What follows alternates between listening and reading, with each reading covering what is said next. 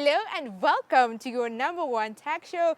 This is Take on Tech, always giving you the best in technology, both locally and internationally. And today is no different because we have an all-packed up show for you.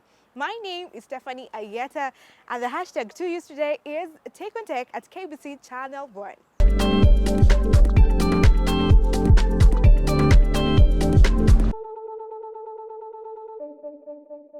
And today's question of the day, we are asking you a trending topic. We want to know, do you think that AI is getting too powerful and should be regulated? What are your thoughts?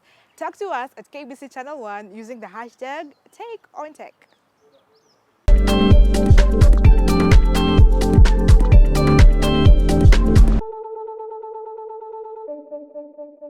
In tech news, Huduma Kenya is implementing a digitization plan where one needs to book an appointment first before going physically to the center.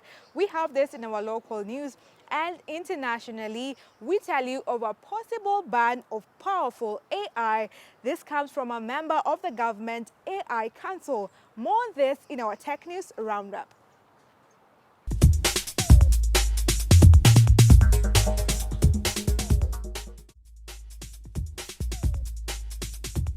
Huduma Kenya recently announced they're implementing a digitalization plan. Hence, all Huduma Center visits must be after booking an online appointment. Whether you would like a police clearance, to replace your ID, or to access NHIF services, you must reserve your space online. Once you have logged in using your ID number and password, you will then be on the appointment page. New appointment button is in red, whereas a green button labeled appointments enables you to view history of past appointments booked. Some details will be preloaded on the left side of the form. On the right, select nearest Huduma Center and a service center. A drop-down menu under service will appear with all available Huduma Center services. Once the service is selected, appointment time and date fields will be active for you to select the available time slots. You will then save the appointment. Afterwards, you will receive an SMS confirming your booking and a request to print the booking slip. Ensure you visit the selected Huduma Center at the date and time of your appointment. Carry the booking slip and don't delete the SMS sent to you. This is because you'll be required to present the booking slip or show the text message. Some powerful artificial general intelligence systems may eventually have to be banned. This is by a member of government's AI Council. Mark Warner, also boss of Faculty AI, told the BBC that AGI needed strong transparency and audit requirements as well as more inbuilt safety technology, and the next 6 months to a year would require sensible decisions on artificial general intelligence. His comments follow the EU and US jointly saying a voluntary code of practice for AI was needed soon. The AI Council is an independent expert committee which provides advice to government and leaders in artificial intelligence. Faculty AI says it is OpenAI's only technical partner, helping its customers safely implement ChatGPT and its other products into their system. The company's tools helped forecast demand on NHS services during the pandemic, but its political connections have attracted scrutiny. Mr. Warner added his name to a Center for Artificial Intelligence Safety, warning that technology could lead to extinction of humanity. And Faculty AI was among technology companies whose representatives discussed the risks, opportunities, and rules needed to ensure safe and responsible AI with Technology Minister Chloe Smith. Artificial intelligence describes the ability of computers to perform tasks typically requiring human intelligence. Have you ever played a computer game and felt as if you were immersed in it? We tell you the secrets as to what actually makes the game appear to be so real. We have this in our Tech of the Week feature.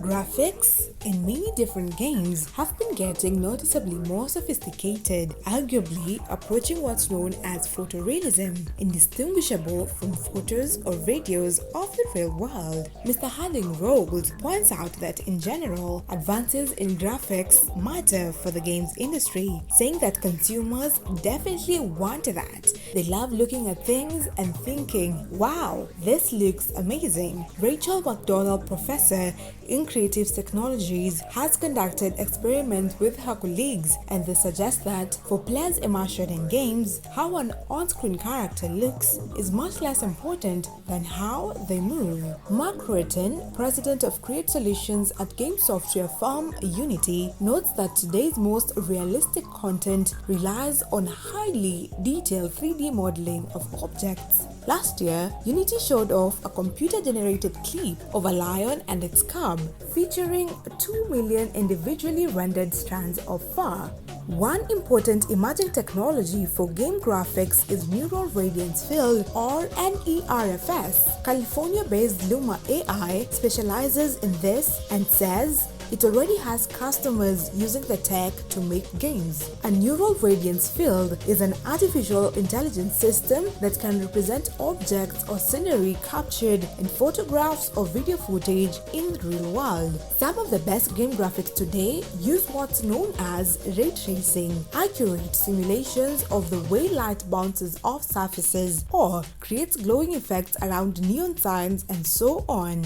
AI is making it possible to produce these effects in games despite only modest improvements in chip performance, says Brian Catanzaro, Vice President of Applied Deep Learning Research, NVIDIA.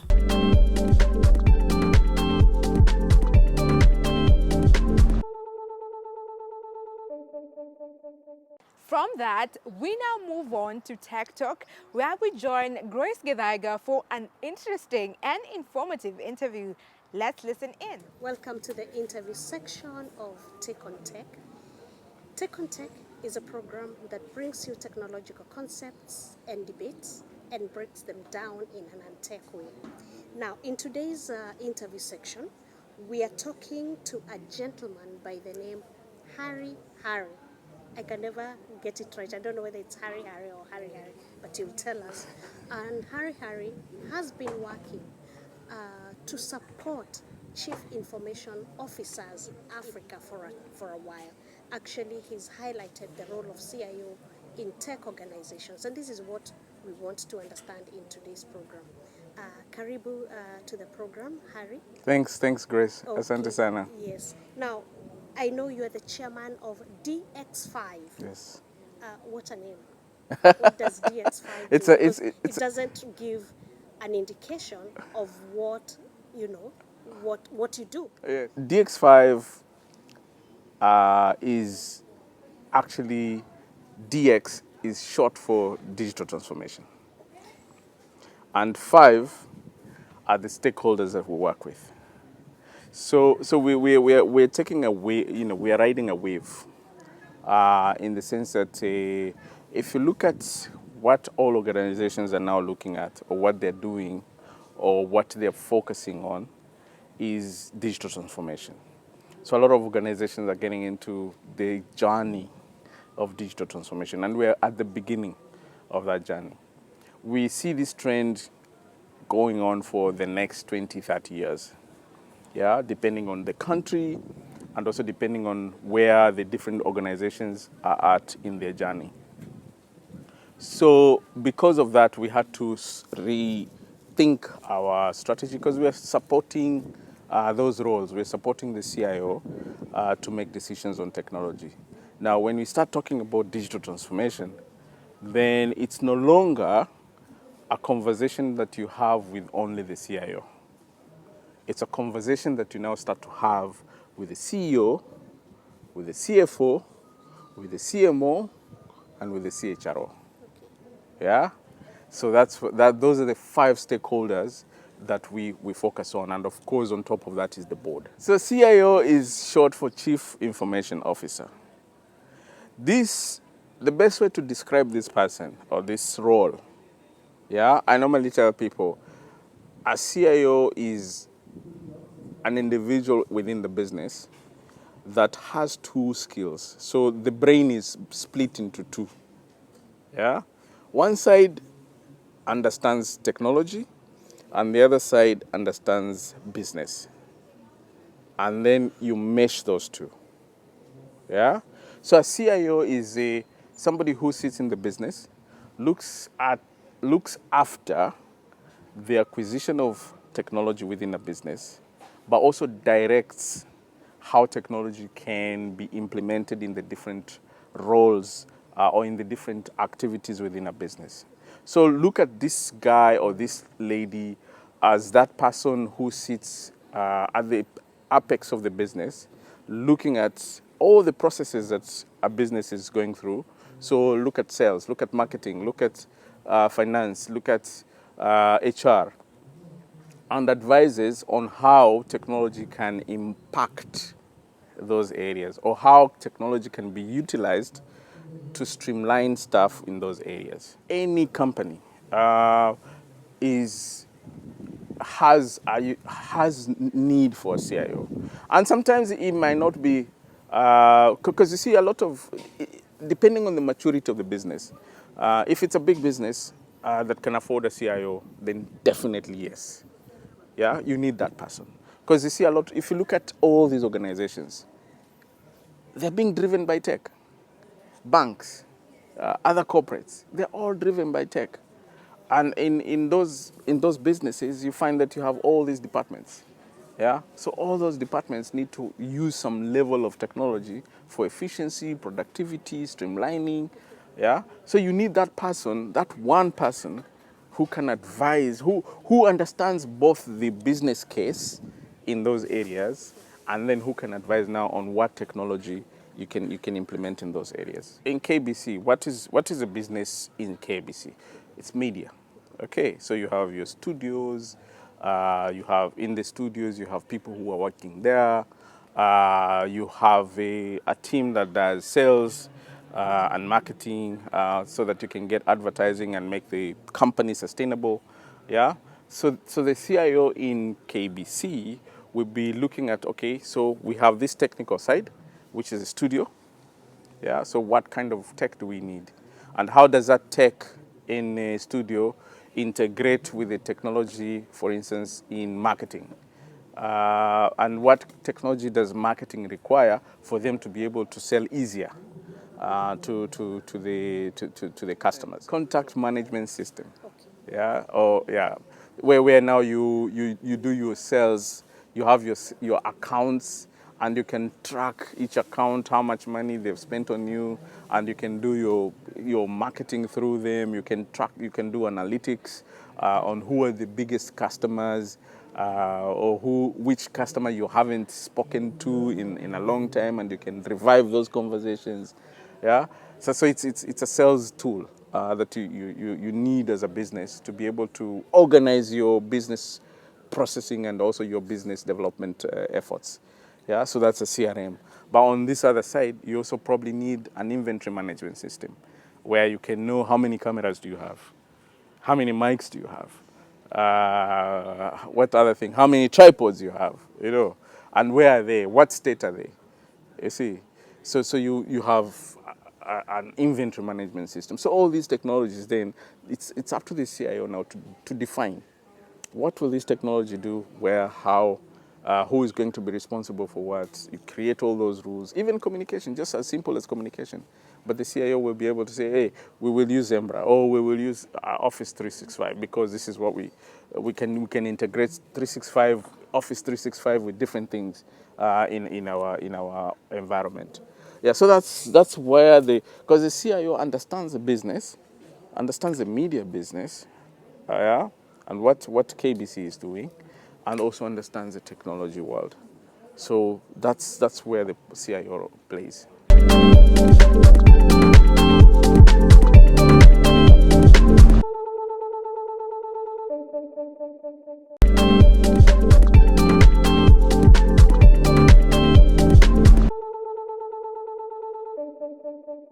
The topic of discussion today is on Chief Information Officers. And now, Hare, before we took a break, you were just telling us what the tasks and the role of a CIO would be in any organization, but we use the example of KBC. Now, tell us, what is the role of CIOs in digital transformation? Business transformation basically is a framework where you look at the business, because you see, we built our businesses over time. And business transformation now, digital transformation means looking at that business that you built and then digitize it. Yeah? So it's a process thing and it's a journey. So it's not making things digital, it's turning the entire organization digital. So it's like removing everything, then let's start again. But now with a digital mind, looking at the different technologies. So you're talking about AI, you're talking about IoT, you're talking about big data, you're talking about analytics, you're talking about cloud. Yeah. So how can these technologies help us to have a better business? Yeah. So that's where we start from. Now, if you look at all this, so it's again we're back to where we were: business, technology, right? And that's where the CIO. So the CIO is the cog when it comes to digital transformation. Yeah? Because you see now, he's the one who comes in and says, okay, so these are our processes. Yeah? Because, you know, every business has its processes and it could be different processes for different functions. Yeah? But looking at those processes again and saying, okay, so for this process, these are the technologies that we're going to adopt. From this process, these are the things. So again, the CIO is so central into the whole digital transformation conversation, but not alone. Yeah, With the team. it's with the team, with the entire C-suite, because you see now digital transformation touches on all the C-suite members, and that's why we as DX5 we've gone that direction, because we know you have to talk to the CEO, because the CEO is a leader in that business. So the CEO they need to have visibility of the entire business. So what does the CEO require from a digital transformation perspective? So this is what now the CEO delivers to the CEO, and then the CFO. What does the CFO require to do to streamline his financial docket? And then the CIO comes in to deliver that from a digital point of view. So look at all those strengths, and then now plug in digital into them. So it's, the CIO is very critical in this whole digital transformation journey, and it's a journey. It's a journey. It's not something that you do once and then you leave it. It's something that you build over time. Yeah, just the way you build a business. Yeah, you build it over time, you keep on feeding it, you keep on improving it as you move on. CIOs will remain relevant. Their role might change, but they will remain relevant. Because you see, even within, you know, this whole talk about, and then I hope I can be controversial, but but this whole talk about AI and AI taking jobs, yes, it will take jobs, but it will take jobs that are repetitive, jobs that do not require human intelligence, because you see, at the end of the day, AI is a program. Yeah, but you see, there's some decisions that a human being can make, or things that a human being can make that machines will never be able to do. So what will happen is you'll see AI playing a certain role, but the humans will always have that higher level of play when it comes to work. And if you read about the future of work, or if you read about all these things, you'll see AI will play a role, but humans will always have that control on what the AI can do even. Yeah. So the CIOs will remain relevant. They're all the specific things that they do will change. Yeah. So they'll probably play a higher role of intelligence content where the machines cannot play. But their roles will change, but they'll still be relevant. Okay. Yeah. In that sense, what should be like the top priority right now for CIOs? I think the top priority is to look at the trends. I always tell people, look at the trends and then prepare. Yeah, because you see, if you know that this is a trend that is coming towards us, then you look at your business and say, okay, how can we best be ready for this trend when it comes in, and how can we take advantage of it? Yeah, we're talking about the studio. You see, we saw the trend, and then you respond to that trend because it's coming, and you're ready for it, and then you become successful. Okay. Closing remarks? Tech is here. Digital transformation is coming to us. Businesses are transforming. Customers are becoming more demanding. And therefore, as businesses, as organizations, we need to be able to respond to our customer needs. So just digitally transform to be able to serve your customers better. What a nice way to end this interview section of Take on Tech. And thank you so much for gracing the show. Thank you. We've been talking to Hare, the chair of DX5, and he's been talking to us on this role of Chief Information Officers. Please continue following us on our social media handles, and that's at KBC across all platforms. Keep watching. My name is Grace Githaiga.